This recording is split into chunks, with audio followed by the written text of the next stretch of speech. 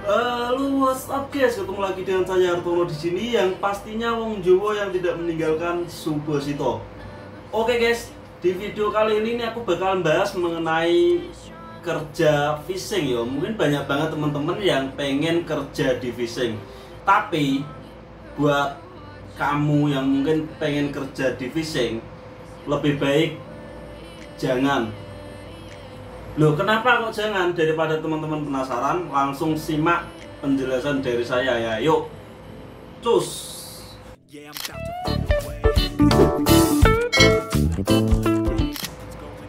Oke guys, ketemu lagi dengan saya Hartono di sini. Buat yang baru gabung, salam kenal. Buat yang udah stay di channel ini, terima kasih banyak udah stay di sini ya. Sehat selalu dan sukses.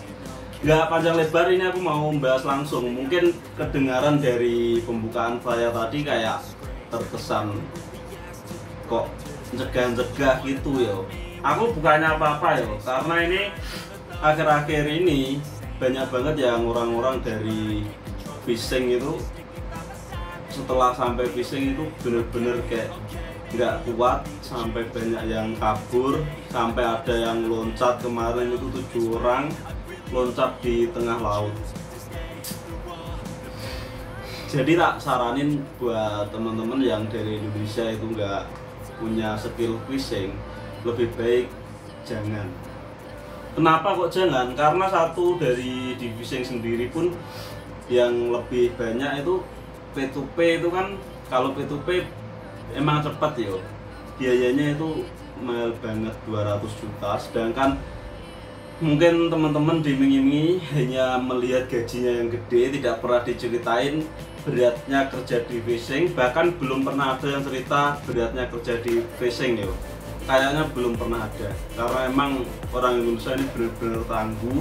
Rata-rata cuma mau ceritain hasilnya, tetapi nggak mau ceritain kayak proses sedihnya atau beratnya pekerjaan ya.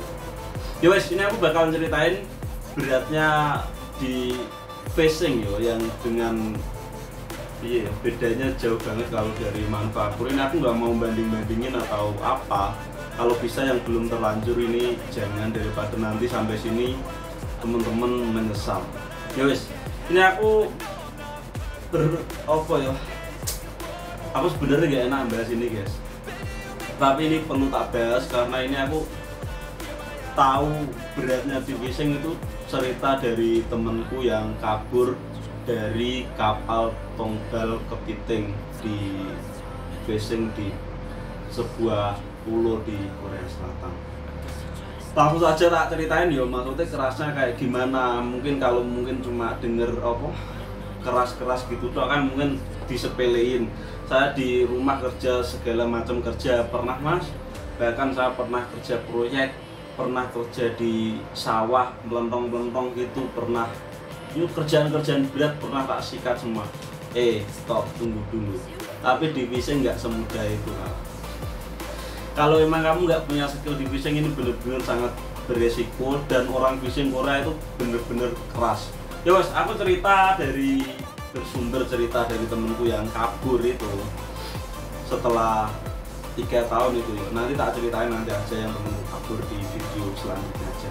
Ini aku membahas beratnya aja. Yowes, temenku ini kebetulan dari Indonesia, dari salah satu kota di Jawa Tengah. Ini beliau mendapatkan perusahaan kapal tongbal setelah mengikuti proses G2G ujian.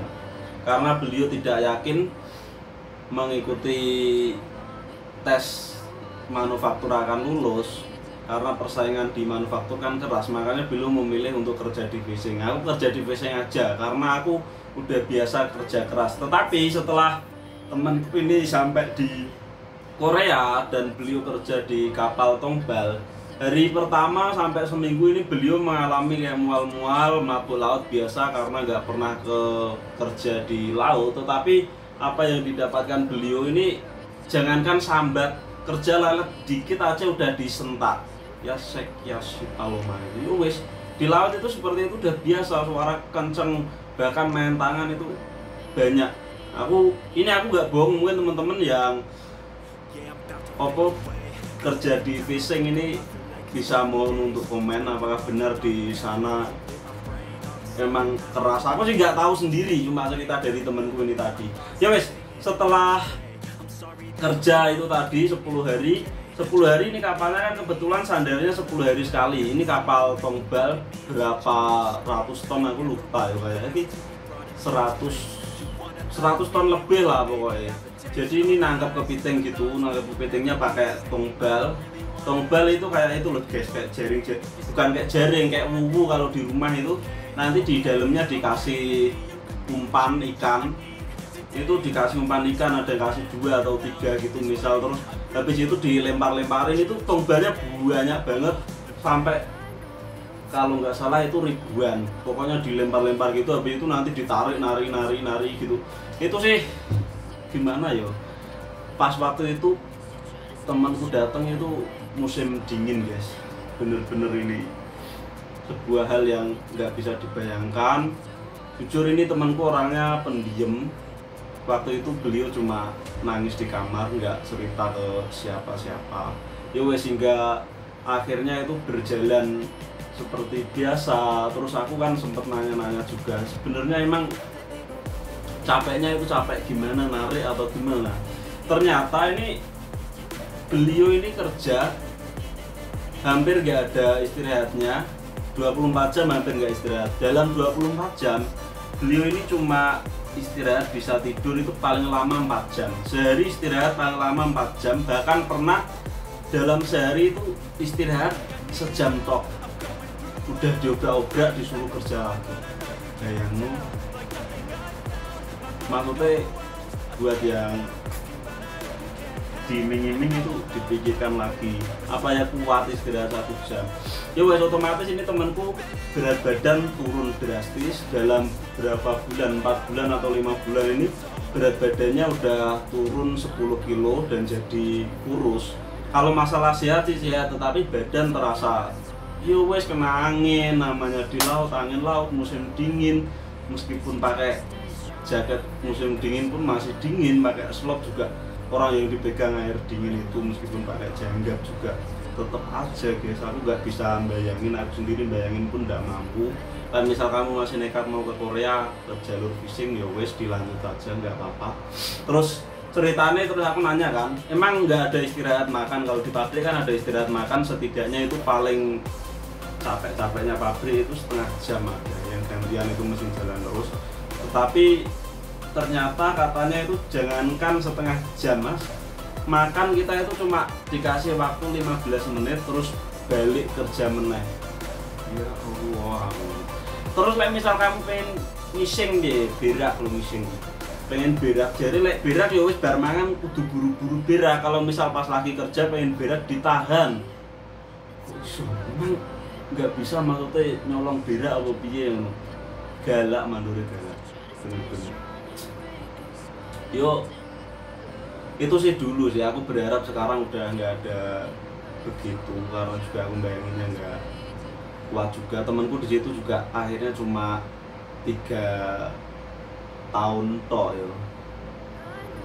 Terus selain itu juga di fishing sering sekali terjadi kecelakaan.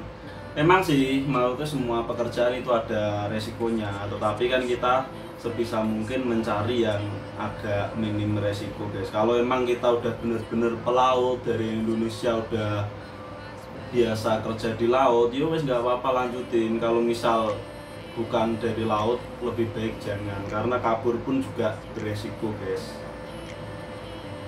Nggak kabur juga kenyataannya seperti itu. Untuk modal ke P2P pun yang cepat kan banyak yang diiming-iming P2P 3 bulan terbang dengan biaya 100 juta lebih, bahkan ada yang 200 juta. Sedangkan itu kerja istirahat 3 jam 4 jam taruhlah, tadi kan yang paling lama istirahat 4 jam ya sehari. Itu berarti kan udah 20 jam kerja. 20 jam kerja kalau di pabrik itu udah dapat berapa? Itu banyak banget, udah 6 juta lebih guys. Division berapa paling mentok-mentok kan? Ya aku nggak mau banding-bandingin gaji, tapi buat teman-teman yang masih di Indonesia yang bukan bidang fishing, lebih baik jangan, daripada nanti menyesal. Misal kamu kesini udah bayar 200 juta tapi kenyataannya begitu, nggak kuat kerjanya, kamu kabur, terus uang 200 juta belum balik, kabur ya. Kalau misal nanti selamat gitu, kalau misal kabur kamu ketangkep dipulangin ke Indonesia, 200 jutamu melayang. Mohon untuk kita pikir secara jernih lagi, mending ibaratnya kita melalui jalur manufaktur. Toh manufaktur sebenarnya kalau kita mau belajar giat, insya Allah juga bisa lulus guys. Apalagi sekarang nggak ada tes skill juga, yo kan. Bayangin aja 200 juta ini ibaratnya kamu kerja di fishing taruhlah 1 tahun, 1 tahun iya, kalau dapat segitu 1 tahun lah taruh. Misal kamu ikut ujian manufaktur terpending 1 tahun, nggak apa-apa, berarti kamu 1 tahun di kerja di fishing ini 1 tahun kerjamu ini sama aja kerja bakti loh, kan emang.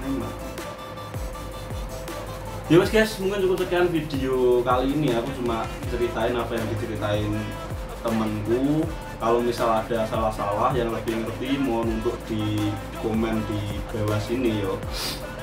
Ya wes, nanti tak ceritain gimana ceritanya temenku bisa kabur dari Pulau Jeju. Ada di video berikutnya, bakal lah guys. Ya wes, terima kasih sudah menonton sampai selesai. Jika ada salah-salah kata mohon untuk dimaafkan. Jika video ini bermanfaat, silahkan share sebanyak-banyak ke media sosialmu, dan jangan lupa untuk dukung channel ini dengan cara like, komen, dan juga subscribe agar saya semakin semangat untuk membuat kontennya. Dan buat yang mau tanya-tanya, boleh tanya di komentar, di Instagram, di Facebook, ataupun di TikTok. Yowes, sampai jumpa lagi di video berikutnya. Wassalamualaikum warahmatullahi wabarakatuh. Semangat para pejuang Tuhan.